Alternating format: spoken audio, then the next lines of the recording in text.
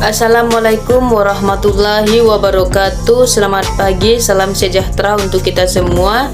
Saya ucapkan selamat pagi untuk Bapak Rektor Kisapris Yonaldi SEMM. Saya juga ucapkan selamat pagi untuk Bapak Dekan Yuni Chandra SEMM sebagai pengampu mata kuliah pemasaran.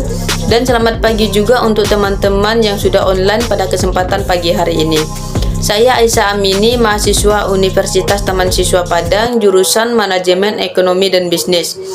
Dan sebelum saya akan presentasi, saya akan menjelaskan materi saya, permasalahan analyzing business market. Yang pertama yaitu analisis segmentasi pasar bisnis rumah kos dengan metode Mean Clustering. Pada Kabupaten Gresik sebagai kawasan industri menjadi sasaran bagi para pendatang yang sedang mencari tempat kerja, praktik kerja dan tempat meneruskan pendidikan. Adanya pendatang yang membutuhkan tempat tinggal menambah peluang usaha rumah kos yang mana 11.763 jiwa penduduk Kabupaten Gresik yang berpenghasilan masih menempati hunian berstatus kontrak atau sewa. Besarnya peluang memunculkan kompetitor baru sehingga pemilik usaha harus memiliki strategi pemasaran yang tepat dengan menentukan segmen dan target pasar. Penelitian ini dilakukan untuk mengetahui tipe pengguna dan rumah yang ada di pasar serta segmentasi. Lanjut yang kedua, analisis SWOT pada strategi bisnis dalam kompetisi pasar atau toko pojok Madura. Madura merupakan pulau yang memiliki penduduk muslim terbesar di Indonesia dan sebagian besar dari mereka menggunakan pakaian muslim dalam aktivitas sehari-hari seperti sarung. Gambaran ini membuat toko pojok menjalankan bisnisnya. Dari waktu ke waktu banyak bisnis serupa telah berkembang. Penelitian ini bertujuan untuk mengetahui posisi toko pojok dalam kompetitif bisnis dengan menggunakan metode SWOT. SWOT mengidentifikasi faktor internal dan eksternal yang mempengaruhi bisnisnya. Dari analisis faktor internal dan eksternal dapat diketahui bahwa toko pojok berada pada kuadran 1, artinya toko pojok memiliki posisi yang kuat terhadap para pesaingnya.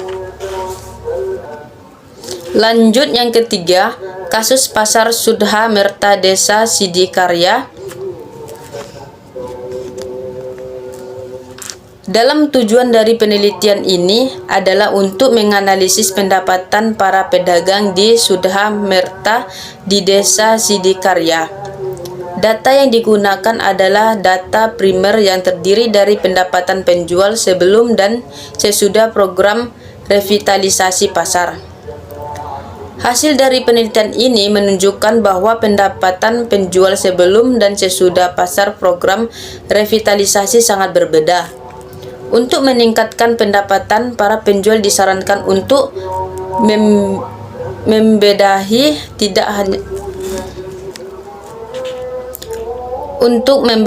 tidak hanya lingkungan tradisional pasar, tetapi juga distribusi barang, manajemen pasar, dan pemasaran.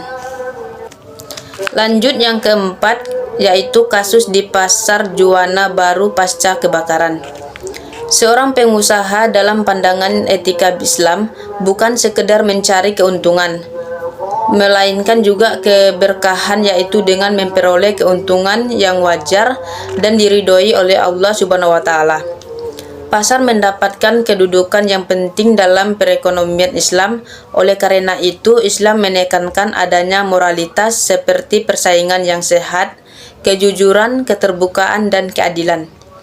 Implementasi nilai-nilai tersebut merupakan tanggung jawab bagi setiap pelaku pasar. Namun, banyak pula orang yang tidak ingin melaksanakan etika ini secara murni. Mereka masih berusaha melanggar etika bisnis Islam. Mereka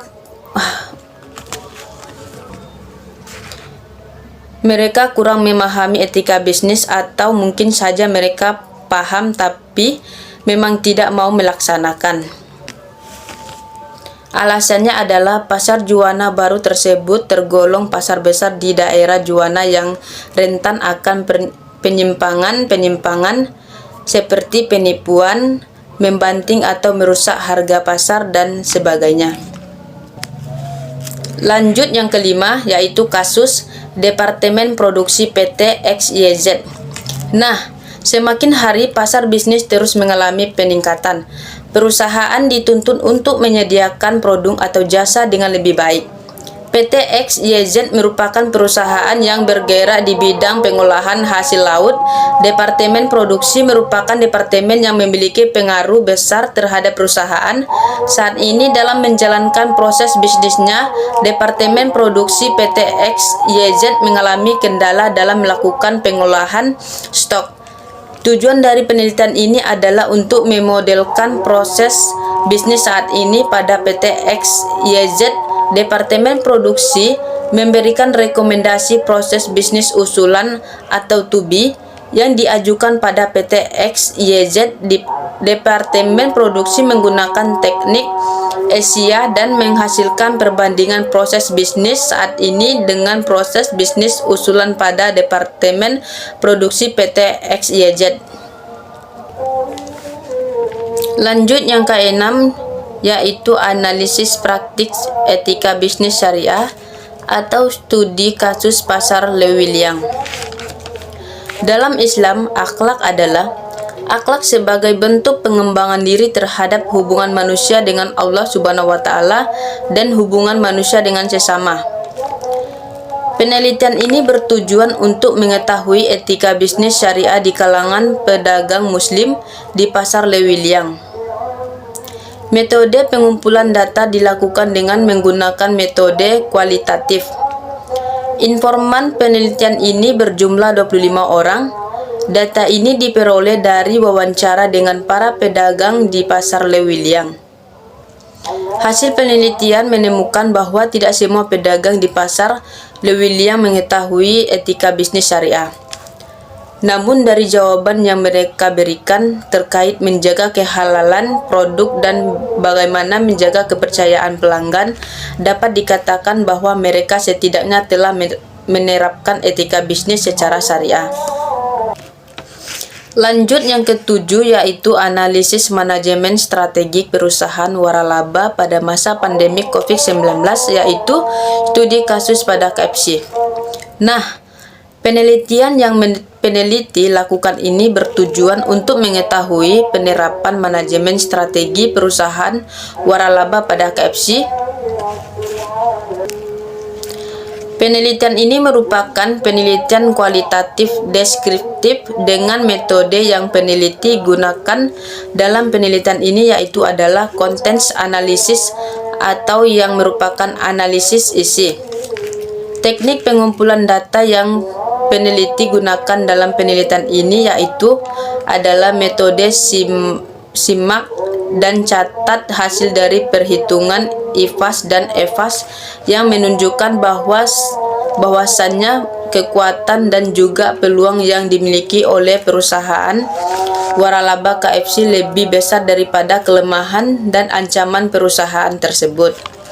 Nah, hal ini menunjukkan bahwa manajemen perusahaan waralaba KFC menerapkan manajemen strategi dengan baik. Hal tersebut perlu dipertahankan serta disarankan agar dapat meningkatkan strategi manajemen agar dapat terus bersaing di bidang waralaba. Lanjut yang kedelapan, yaitu kasus Lazada dan Bineka.com. Nah, perkembangan bisnis perusahaan dari waktu ke waktu semakin meningkat. Faktor inilah yang membuat perusahaan IT tertarik untuk terjun di industri tersebut. Divisi marketing perusahaan IT berusaha keras untuk menjual produk dan jasa secara langsung maupun tidak langsung. Berbagai cara digunakan oleh perusahaan untuk dapat mengikuti era state of the art. Saat ini perusahaan secara tidak langsung telah masuk ke dalam bisnis online. Hal ini terlihat dari banyaknya website yang digunakan oleh para pengguna bisnis online dengan sistem pembayaran dan deliver ordernya, mulai dari COD atau cash order deliver, transfer atau dengan menggunakan internet banking. Semakin banyak pengunjung mengunjungi situs bisnis online, semakin favorit situs tersebut dipilih oleh mereka. Lanjut yang ke-9 yaitu kasus UMKM nasi kuning di Manado. Berdasarkan uji hipotesis diperoleh hasil secara simultan orientasi pasar. Orientasi kewirausahaan berpengaruh signifikan terhadap kinerja pemasaran. Secara versial, inovasi produk berpengaruh negatif terhadap kinerja pemasaran. Pihak manajemen UMKM sebaiknya lebih memfokuskan pada variabel-variabel yang berpengaruh terhadap kinerja pemasaran. Bagi UMKM nasi kuning di Manado diharapkan melakukan kegiatan orientasi pasar dengan cara melakukan riset kepada konsumen agar nasi kuning di Manado atau Malalayang, Tuminting, dan Singkling ini memahami betul dengan apa yang dibutuhkan konsumen saat ini. Tidak hanya itu saja, menguasai pasar dengan cara melakukan ide-ide gagasan baru dalam memproduksi dan pengelola usaha nasi kuning di kota Manado. Lanjut yang terakhir yaitu kasus di pasar tradisional Kecamatan Bayumanik, Kota Semarang.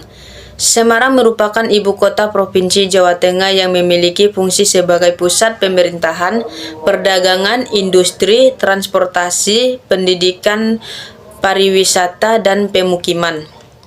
Dengan fungsi tersebut, Semarang memiliki potensi untuk berkembang menjadi bisnis pasar modern. Pesatnya perkembangan pasar modern di kota Semarang khususnya di Kecamatan Bayumanik menjadi alasan dilakukan penelitian ini.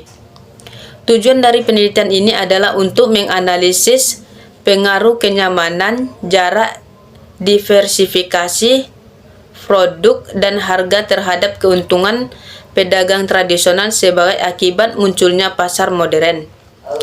Variabel yang digunakan meliputi kenyamanan, jarak, diversifikasi produk, dan harga. Analisis yang digunakan adalah regresi linear ganda pada program SPSS dengan sampel 72 responden, menggunakan teknik pengambilan sampel proporsional random sampling. Baik, sekian penjelasan dari materi saya. Semoga apa yang saya jelaskan tadi bisa bermanfaat bagi teman-teman semua. Oke teman-teman, jangan lupa subscribe, like, dan komen di bawah ini ya. Saya akhiri. Wassalamualaikum warahmatullahi wabarakatuh.